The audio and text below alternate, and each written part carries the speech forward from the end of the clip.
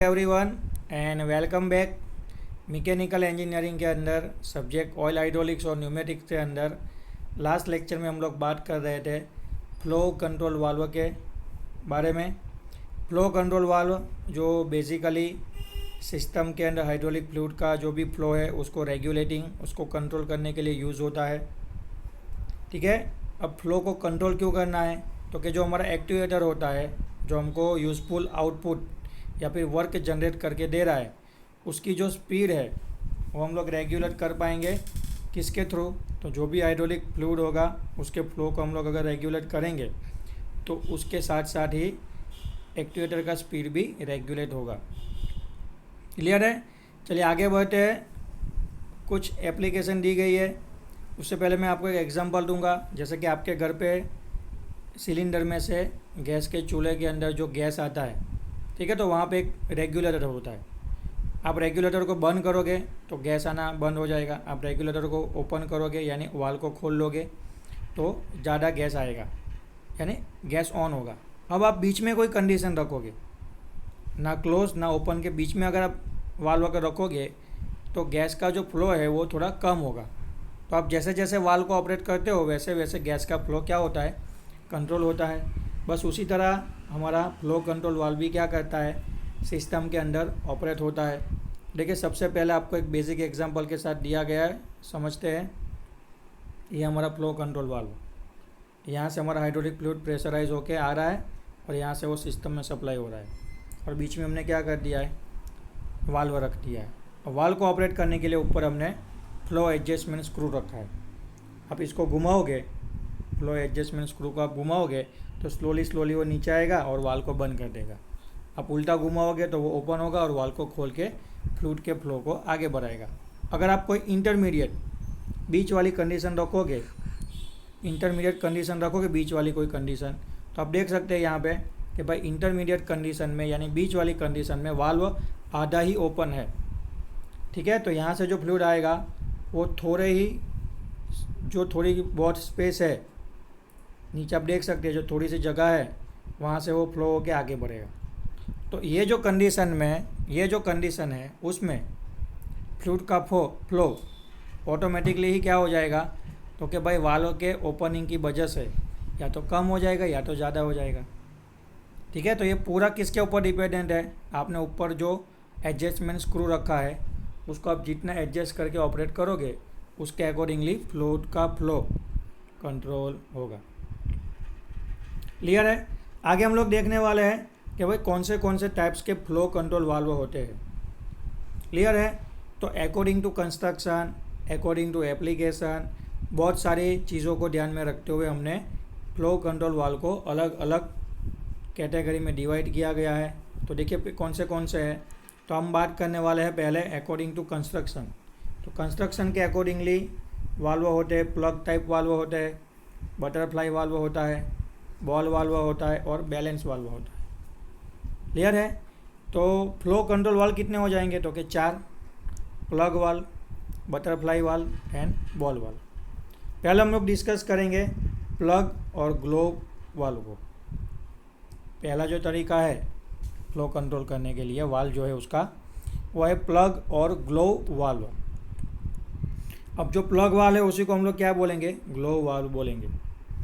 इसको मैं फटाफट क्यों कंसीडर कर रहा हूँ, लेक्चर में थोड़ा मैं स्पीड क्यों बढ़ा रहा हूँ? क्योंकि ये जो फ्लो कंट्रोल वाल्व है ना वो आपने देखे है। आपके घर पे जो पानी का लाइन आता है, आपके घर पे जो पानी की चकली होती है, नलके होते हैं, वो सब वही इसी तरीके से ही काम करते हैं। ठीक है, तो जो पानी को कंट्रोल करने वाले वाल्व होते हैं वही हाइड्रोलिक सिस्टम के अंदर यूज़ होते हैं। तो देखिए यहाँ पे आपको प्लग और ग्लोव वाल्व दिखाया गया है। प्लग और ग्लोव वाल्व देखेंगे तो यहाँ से प्रेशराइज फ्लूइड आएगा। ठीक है, प्लग के थ्रू वो यहाँ से आगे बढ़ेगा और यहाँ पे सिस्टम में सर्कुलेट होगा, ठीक है। अब आप चाहते हो कि आपको फ्लूइड का फ्लो बंद कर देना है, तो यहाँ पे जो प्रेशर एडजस्टमेंट स्क्रू है, देखिए प्रेशर एडजस्टमेंट स्क्रू नहीं बोलना है, ये दूसरे तरीके का स्क्रू है, फ्लो एडजस्टमेंट स्क्रू। तो ये जो फ्लो एडजस्टमेंट स्क्रू है उसको आप ऑपरेट करोगे, जैसे आप इसको घुमाओगे क्लॉकवाइज और एंटी क्लॉकवाइज, उसके अकॉर्डिंगली ये जो प्लग है वो ऊपर जाएगा या फिर नीचे आएगा। क्लियर है। अगर आप चाहते हो कि आपका फ्लूइड का फ्लो कम कर देना है तो आपको ये प्लग को नीचे लाना पड़ेगा, जिससे ये जो एरिया है थोड़ा वो रिस्ट्रिक्ट हो जाएगा और फ्लूइड का फ्लो कम हो जाएगा। अगर आप चाहते हो कि आपको फ्लूइड का फ्लो बढ़ाना है, ठीक है, तो आप इसको घुमा के इस तरीके से अरेंज करोगे कि ये जो प्लग है वो ऊपर की ओर जाएगा, ठीक है, जिससे ये जो ट्रैप्ड एरिया है, ये जो एरिया है वो थोड़ा ओपन हो जाएगा और फ्लूइड ज़्यादा फ्लो से आगे बढ़ेगा। क्लियर है। तो ये बिल्कुल सिस्टम, यही system same to same working हमारे घर के अंदर जो पानी आता है उसका जो वाल्व होता है, उसका जो नल होता है, उसके अंदर यूज़ होता है। क्लियर है। नेक्स्ट हम डिस्कस करने वाले हैं दूसरा बटरफ्लाई वाल्व। ठीक है। आप बोले कि सर बटरफ्लाई वाल्व, बटरफ्लाई जैसा आएगा क्या? नहीं, सिंपल वाल्व है। ठीक है। जहाँ आपके छत पे टंकी रखी होगी ना, टंकी में से जैसे ही पानी बाहर निकलेगा वहाँ पे प्लम्बर ने क्या किया होगा, ये बटरफ्लाई वाल्व रखा होगा। बटरफ्लाई वाल्व में क्या होता है तो कि सिंपल बीच में सेंटर पकड़ के एक ऑब्स्टेकल रख देते हैं। ऑब्स्टेकल क्या होगा तो कि ऑब्स्टेकल रख देंगे। ऑब्स्टेकल को ऑपरेट करने के लिए, यानी ये जो रास्ता है जिसके थ्रू फ्लूइड आगे बढ़ रहा है, ये जो पूरा सेक्शन है, ठीक है, उसको ओपन क्लोज करने के लिए बीच में हमने क्या कर दिया होगा, एक एलिमेंट लगा दिया होगा, रेक्टेंगल एलिमेंट, जिसको बोला जाता है बटरफ्लाई। ठीक है। अब ये जो बटरफ्लाई कंपोनेंट है हमारा, उसको ऑपरेट करने के लिए बाहर, वाल्व की बाहर, ठीक है, बाहर का जो पोर्शन होगा वाल्व का, वहाँ पे हमने इसको इस तरह बाहर निकाल के यहाँ पे एक व्हील लगा दिया होगा, एक हैंडल लगा दिया होगा, या फिर यहाँ पे एक व्हील लगा दिया होगा, ऐसा। क्लियर। जैसे आप व्हील को ओपन क्लोज करोगे, ये जो बटरफ्लाई एलिमेंट है वो ऑपरेट होगा, और ये जो यहाँ से फ्लूइड फ्लो हो रहा है उसके फ्लो को यानी उसके फ्लो को कम ज़्यादा इंक्रीज डिक्रीज करेगा, ओपन या फिर क्लोज करेगा। क्लियर है। तो इस तरीके से हमारा बटरफ्लाई वाल्व है जो वर्क करता है। उसके बाद है बैलेंस वाल्व। नेक्स्ट कौन सा वाल्व है? Balance valve.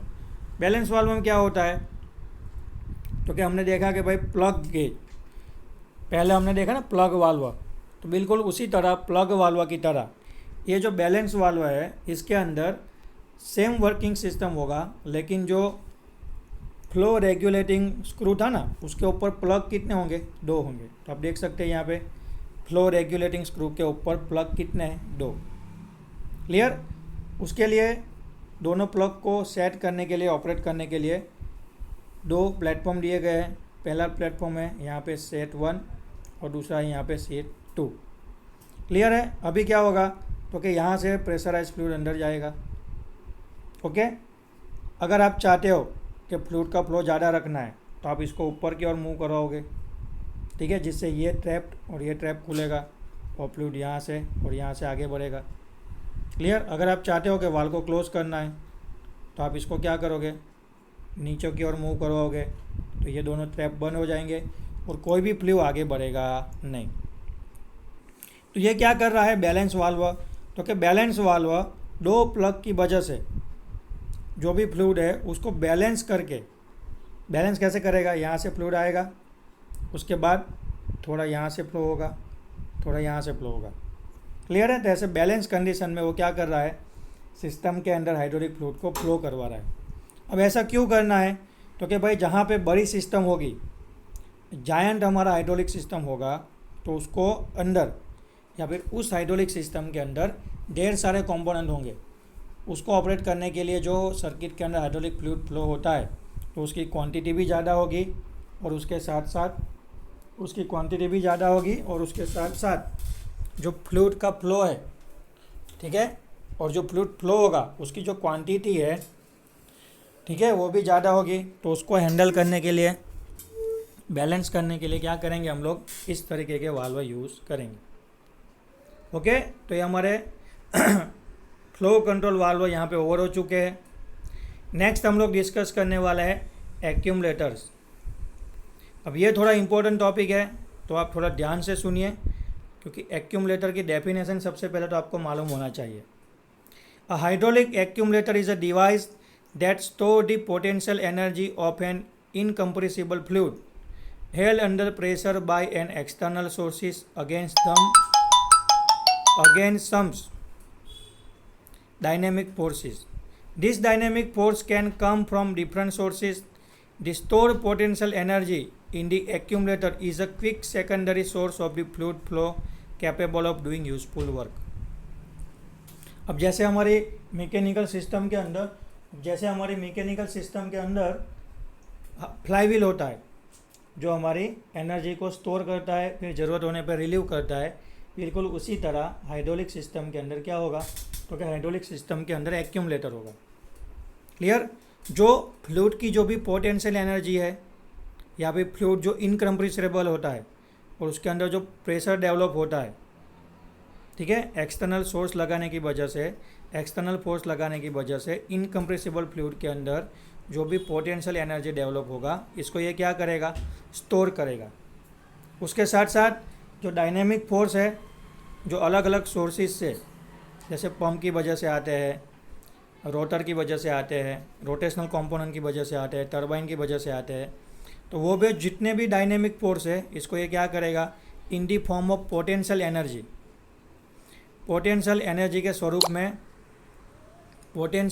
के स्वरूप में इसको ये क्या करेगा, स्टोर करेगा और ज़रूरत होने पे क्विकली क्या करेगा, उसको रिलीव करेगा for doing the useful work.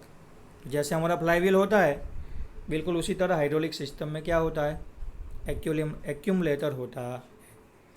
तो नेक्स्ट हम देखने वाले हैं टाइप्स ऑफ एक्यूमुलेटर, कि ये जो एक्यूमुलेटर्स होते हैं वो कौन से तरीके के या फिर किस तरीके के होते हैं वो। ओके, तो देखिए सबसे पहला एक्यूमुलेटर है वो है वेट लोडेड और ग्रेविटेशनल या फिर ग्रेविटी एक्यूमुलेटर। वेट लोडेड या फिर ग्रेविटी एक्यूमुलेटर। सेकंड है हमारा स्प्रिंग लोडेड एक्यूमुलेटर, ठीक है।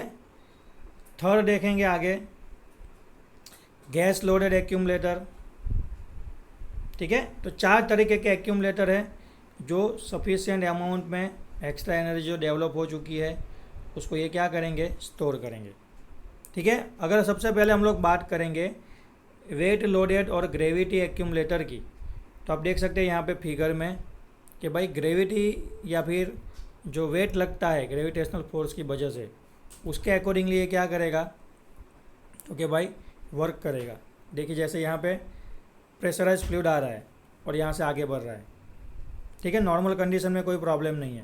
लेकिन ऐसा हुआ कि भाई ज़्यादा प्रेशर से फ्लूइड आ गया तो वो फ्लूइड आगे बढ़ेगा, लेकिन आगे जाने में उसको टाइम लगेगा, तो जो हाई प्रेशराइज फ्लूइड है ना वो ऊपर की ओर जाएगा और यहाँ पे वो क्या होगा, तो कि यहाँ पे ये स्टोर होगा, ठीक है। स्टोर हो रहा है और प्रेशर से आ रहा है, स्टोर हो रहा है और प्रेशर से आ रहा है, तो यहाँ पे स्टोर होता जाएगा और उसके ऊपर जो हमने चैम्बर के अंदर जो पिस्टन रखा है उसको ऊपर की ओर धक्का लगाएगा, ये पिस्टन ऊपर की ओर मूव करेगा, ठीक है। लेकिन पिस्टन के दूसरे एंड पे हमने क्या किया है, तो कि पिस्टन के दूसरे एंड पे हमने डेड लोड लगा के रखा है, ठीक है। तो ये जो हाइड्रोलिक फ्लूइड आया है, ये जो हाइड्रोलिक प्रेशर हुआ है, उसकी वजह से डेड वेट यानी डेड लोड जो था वो ऊपर की ओर चला गया है, यानी राइज हो चुका है, उसके अंदर एनर्जी आ गई है। अब जब तक इतने ही प्रेशर से फ्लूइड डेवलप होगा और फ्लूइड फ्लो होता रहेगा तब तक कोई प्रॉब्लम नहीं है। लेकिन जैसे ही सिस्टम के अंदर प्रेशर ड्रॉप होगा तो ग्रेविटेशनल फोर्स की वजह से ये डेड लोड है वो नीचे की ओर मूव करेगा और इस टैंक के अंदर जितना भी हाइड्रोलिक फ्लूइड होगा उसके ऊपर प्रेशर डेवलप होगा और वो भी फ्लूइड हाई प्रेशर के साथ यहाँ से आगे बढ़ेगा। तो हमारी सिस्टम के अंदर जो हाई प्रेशर की रिक्वायरमेंट थी वो मेंटेन रहेगी। हाँ, अगर पंप कंटिन्यूसली भेज रहा है तो कोई टेंशन नहीं है, लेकिन कभी पंप के अंदर या फिर पंप की जो एनर्जी डेवलप करने की जो कैपेबिलिटी है उसके अंदर अगर कुछ फ्लक्चुएसन आ गया तो ऐसी कंडीशन में, फ्लक्चुएसन वाली कंडीशन में एक्यूमुलेटर क्या करेगा, तो कि भाई अपने अंदर जो भी पोटेंशियल एनर्जी उसने स्टोर करके रखा है उसको वो यूटिलाइज़ करेगा और यूज़फुल वर्क करने के लिए हमको सप्लाई करेगा, जैसे हमारा फ्लाईव्हील करता है, बिल्कुल उसी तरह ही। ओके, नेक्स्ट है स्प्रिंग लोडेड। नेक्स्ट एक्यूमुलेटर कौन सा है, स्प्रिंग लोडेड। तो जैसे हमने पिस्टन के ऊपर डेड वेट रखा था ज़रूरत आने पे उसको रिलीव करने के लिए, बिल्कुल उसी तरह इन लोगों ने क्या किया, अभी कंसेप्ट के अंदर डेड वेट को हटा दिया और क्या रख दिया, स्प्रिंग। स्प्रिंग क्या करेगा, तो कि भाई स्प्रिंग अपनी स्टीफनेस के अकॉर्डिंगली, स्प्रिंग क्या करेगा, अपनी स्टीफनेस के अकॉर्डिंगली एनर्जी को स्टोर करेगा और जब ज़रूरत होगी तब उसको रिलीव कर देगा, एक्सपांसन और कॉन्ट्रैक्शन होके। क्लियर है? इस तरीके से वर्क होता है, देख लिया आपने। डेड वेट की जगह हमने क्या लगा दिया, अभी हमने स्प्रिंग लगा दिया। क्लियर है? बिल्कुल उसी तरह हमारा गैस लोडेड एक्यूमुलेटर वर्क करेगा। ठीक है, हम सब जानते हैं कि भाई गैस कैसा होता है, तो कि गैस कंप्रेसिबल होता है। क्लियर? तो यहाँ पे हमने क्या कर दिया है, जो पहले चैम्बर में हम लोग डेड वेट और स्प्रिंग रखते थे, उस चैम्बर में हमने क्या कर दिया है, गैस रख दिया है। ठीक है, गैस को चार्जिंग करने के लिए, उसका क्वांटिटी मेंटेन करने के लिए यहाँ पे हमने वाल रखा है। हमने क्या किया, सफिशेंट अमाउंट में गैस रख दिया और वाल को क्लोज कर दिया है। अब जैसे जैसे फ्लूइड का प्रेशर बढ़ेगा, फ्लूइड अंदर आएगा और गैस क्या होगा, कंप्रेस होगा। फिर जब इस लाइन के अंदर प्रेशर ड्रॉप होगा, गैस का प्रेशर बढ़ जाएगा, तो गैस क्या करेगा, हाइड्रोलिक फ्लूइड को नीचे की ओर मूव करवाएगा और जो भी फ्लक्चुएटिंग कंडीशन है प्रेशर का, उसको ये क्या करेगा, कंट्रोल कर लेगा। क्लियर है? तो इस तरीके से हमारा गैस लोडेड एक्यूमुलेटर वर्क करता है, को एनर्जी प्रोवाइड करता है। एक्यूमुलेटर हमको फ्लक्चुएटिंग लोडिंग कंडीशन में सफिशेंट अमाउंट में एनर्जी प्रोवाइड करता है। तो यहाँ तक रखते हैं आज के लेक्चर में। आज हमने फ्लो कंट्रोल वाल्व और एक्यूमुलेटर के बारे में ढेर सारी चीज़ें डिस्कस कर ली है। इंपॉर्टेंट चीज़ें दिया लगे आपको तो उसको आप नोट डाउन कर लीजिए। ठीक है, कल इसी चैप्टर को आगे कंटिन्यूस करेंगे। Thank you.